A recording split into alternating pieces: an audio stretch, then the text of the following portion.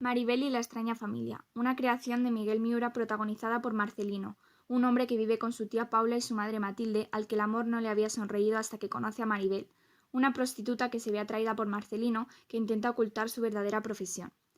Haremos una adaptación de esta obra con algunos cambios para ver cómo hubiera cambiado toda la historia con personalidades y trabajos diferentes de cada uno de sus personajes en la actualidad. Una tarde más, Marcelino volvía de trabajar en dirección a la casa de su madre y su tía.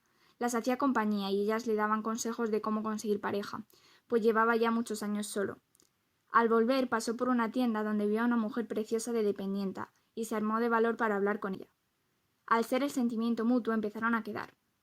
Pasadas varias semanas, Maribel conoció a Paula y Matilde y enseguida se puso a hablar de su tienda y de todo el éxito que tenía. Ella se encontraba muy a gusto y tenía ganas de comenzar una nueva vida con Marcelino. Así que pronto les presentó a sus 3 amigas, a las cuales les pareció un hombre encantador y le dieron el visto bueno para casarse con él, como así fue al cabo de los meses. Con esto llegó a la conclusión de que al ser otra profesión parece que cambiaría toda la historia. Supongo que por eso el autor puso esa y no otra más habitual, ya que realmente no sería la misma obra. Debemos cambiar nuestros estereotipos.